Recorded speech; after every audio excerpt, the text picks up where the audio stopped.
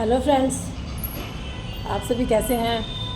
तो आज आप मेरे ब्लॉग में देख सकते हैं कि रो रो कर मैंने क्या हाल बनाया हुआ था अपना संडे के दिन। और संडे के दिन मुझे अपने माँ बाप की याद आ गई थी बहुत ज़्यादा। और मैं पूरा दिन मैंने कुछ भी नहीं खाया था, पूरा दिन मैंने कुछ नहीं खाया उस दिन। और संडे के दिन मैं इतना परेशान हुई, मैं आप सभी को बता भी नहीं सकती कि मैं कितनी परेशान हुई उस दिन। और संडे के दिन ऐसा होता है मेरे साथ कि घर में कई बार ऐसा होता है लड़ाई वड़ाई हो जाती है, और या फिर माँ बाप की इतनी याद आती है कि मायके तक नहीं जा सकते हैं। तो मैं आप सभी के लिए ये ब्लॉग बना के लाई हूँ कि मैंने मतलब अपना रो रो के इतना बुरा हाल क्या हुआ था कि मैं उस टाइम पे अपना ब्लॉग नहीं बना सकती। आप भी सोचोगे कि भाई रो रो के ये क्या हाल बनाया हुआ है। और अगर आप सबको लगता है कि भाई मैं झूठ बोल रही हूँ ये बात कि भाई मैंने मतलब संडे के दिन मेरी लड़ाई हुई थी या माँ बाप की याद आई थी या नहीं आई थी या क्या था, तो आप सभी प्लीज़ देख लीजिएगा मेरे ब्लॉग में, इसी में ही कि मैं अपने बेटे से पूछवा दूँगी आपको कि मैं झूठ बोल रही हूँ या सच बोल रही हूँ। अभी आपको उससे मिलाती हूँ। आप मानोगे नहीं, बच्चों ने भी पूरा दिन कुछ नहीं खाया उस दिन, कुछ भी नहीं खाया बच्चों ने उस दिन। और मतलब इतना परेशान हुई मैं, रो रो कर मैं इतना चिल्लाई, मेरे गले में यहाँ पे इतना दर्द हो गया चिल्ला चिल्ला कर कि बुरा हाल हो गया। मीशू, अभी मैं देखिए हम दोनों बैठ के आपको उन्हीं उसी आधा छोड़ दें उसी बारे में बताती हूँ आपको। इधर बैठ, बैठ, चश्मा उतार एक बार। और ब्लॉग में ये बताओ कि संडे के दिन मैं कितनी रोई थी, कितनी रोई थी। बहुत रोई थी। मतलब खाना खाया था हमने उस दिन पूरा दिन कोई नहीं। हमने उस दिन पूरा दिन खाना तक नहीं खाया। देखो आप ही ये देखिए, आप इससे ही पूछ लीजिए, हमने उस दिन पूरा दिन खाना तक नहीं खाया। जब दोपहर को इसने मेरे को कहा कि मम्मी मुझे भूख लगी है, तो मैंने क्या किया था उस टाइम, 12-1 का टाइम था। बाहर से खाना मंगाया। क्या मंगाया था मैंने बाहर से? पता नहीं, भूल गया मैं। आरुष क्या लेके आया था थैली पन्नी में जब मैं मंगाया था, तूने खाया था? ओ नान। छोले भटूरे थे वो। अच्छा, छोले भटूरे। फिर मैंने इसको छोले भटूरे मंगा के दिए। और अभी भी मेरे को भूख लग रही थी। और अभी भी इसको भूख लग रही है। मैंने इसको अभी दूध दिया है गर्म करके, ठंडा ही पीता है वैसे ही, गर्म करके दिया था। और आप लोग सच में कह रही हूँ, आप जान नहीं सकते कि मैं कितनी परेशान होती हूँ। संडे के दिन मेरा मतलब पता नहीं कैसे क्यों इतनी माँ बाप की याद आई, और मम्मी को कॉल भी किया और जा भी नहीं सकती क्योंकि देखिए डेली डेली हम नहीं जा सकते ना, काफ़ी दूर है हमारा घर, तो हम नहीं जा सकते इतनी गर्मी में रोज़ रोज़ अपने घर पे। तो बच्चों की पढ़ाई भी है, लिखाई भी है, सब कुछ है इनका, खाना बनाना होता है, घर का सफाई होती है, घर की कपड़े देखो ये इतने कपड़े धोते हैं डेली घर में हमारे, तो ये भी धोने होते हैं। तो आप सब समझ सकते हैं कि ये क्या क्या हमें यहाँ पे करना पड़ता है। तो हम ऐसे कैसे मायके में जा सकते हैं। और आप देखिए ये जो मेरा बेटा है ये झूठ नहीं बोलता कभी। देखो आप खुद इससे पूछो कि संडे के दिन हम मेरा रो रो कर कितना बुरा हाल था, मेरे गले में भी दर्द हो गया था, हमने कुछ खाया तक नहीं उस दिन।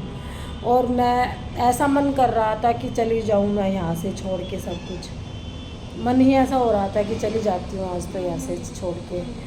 मतलब ऐसा मन था कि ये दुनिया ही किसी काम की नहीं रही अब। और ये इतना परेशान हो जाता है। उस दिन तो ये वैसे लूडो का गेम खेलना इसको बहुत पसंद है, लेकिन उस दिन इसने लूडो का गेम ना खेल के और बोल मन में थी इसके खेलने की थी ना उस दिन, हाँ थी। इसके मन में हमेशा रहती है लूडो का गेम खेलना। तो लेकिन मैंने लूडो का गेम तक भी नहीं खेला उस दिन। मेरा दिमाग इतना ख़राब था कि ये डर के मारे सो गया जाकर, इसने गेम खेलने के लिए भी नहीं बोला, जाकर ये सो गया अपना, इसने नहीं बोला कि मम्मी गेम खेलते हैं हम। निशु इधर आ,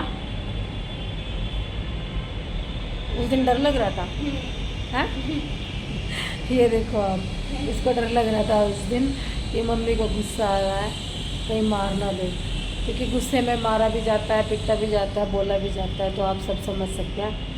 लेकिन मैंने गुस्से में आके बच्चों को मैं ज़्यादातर कुछ नहीं कहती, खुद ही रो रा के अपना चुप हो जाती हूँ और किसी को मतलब ज़्यादा कुछ नहीं कहती मैं फिर भी उस टाइम पे। और मैं इतनी परेशान हूँ कि मैं आपको बता भी नहीं सकती कि मैं कितनी परेशान थी उस टाइम भी। अभी तक मैं अपने घर जाने के लिए इतनी परेशान हूँ कि मैं सोचती हूँ अपने घर चले जाती हूँ अभी। पर वही बात है ना, अपने घर डेली डेली भी तो नहीं जाया जाता। और आप सभी ने मुझे यूट्यूब पर इतना सपोर्ट किया है बहुत ज़्यादा, और मेरे ब्लॉग्स को भी आप काफ़ी रीच तक करते हैं, वॉच करते हैं, तो आप सभी का धन्यवाद है दिल से। तो मैं यही चाहती हूँ कि आप सभी को अगर अपने मायके की याद आती है और तुम वहाँ जाना चाहते हो तो आप प्लीज़ अपने माँ बाप से बात कर लीजिए और जाने दीजिए उनको। और मैंने अपने हस्बैंड को भी बोला कि मुझे जाने दो मम्मी के घर, तो उन्होंने भी मना कर दिया था उस दिन, कहते कि रोज़ रोज़ नहीं जाना चाहिए। अभी मैं पिछले 4 साल से नहीं गई हूँ और 4 साल से अभी तक मुझे इतनी याद आ रही है अपने मायके की बहुत ज़्यादा।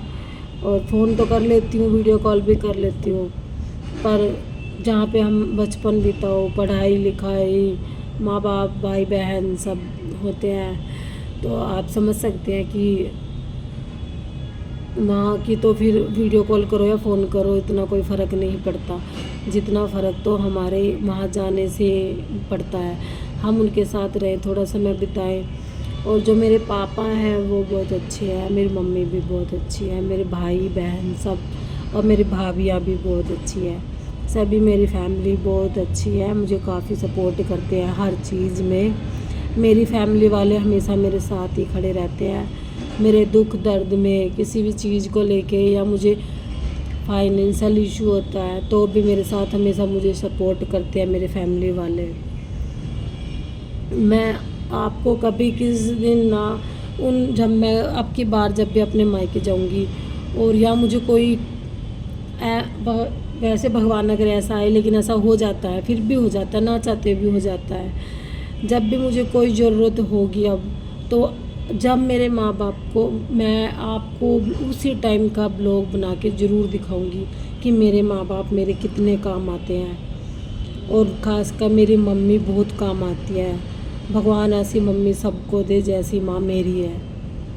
गुस्सा भी होती है, प्यार भी करती है, मतलब कई बार ऐसा होता है गुस्सा हो जाती है मेरे से, तो फिर क्या होता है कि मम्मी गुस्सा हो के ना 1-2 दिन बस, ज़्यादा नहीं, बात नहीं करती, तो मेरे को भी बहुत फील होता है उस टाइम पे, मैं भी परेशान हो जाती हूँ। मैं फ़ोन फिर भी करती रहती हूँ भाभी के पास, मम्मी के पास, फिर लास्ट में आके मम्मी फ़ोन बात कर ही लेती है। तो भाई माँ तो माँ ही होती है, तो आप सब समझ सकते हैं। तो इसीलिए मैं आप सब के लिए एक ही बात कहती हूँ, सभी अपनी माँ की इज्जत करें, अपने परिवार की इज्जत करें। माँ बाप सदा नहीं रहते, तो उनकी इज्जत किया करें, उनके साथ रहे। जैसे मैं यहाँ पर देखो, पहले मैं अपने मायके में ही, मतलब मायके की साइड ही, अपने ही शहर में रहती थी, और जब से मैं यहाँ पे दूसरे शहर में आई हूँ, देखो यहाँ दूसरे शहर में आके रहने लग गई हूँ, तो तब से मेरा आना जाना थोड़ा कम हो गया है। मैं बहुत परेशान रहती हूँ इसी वजह से।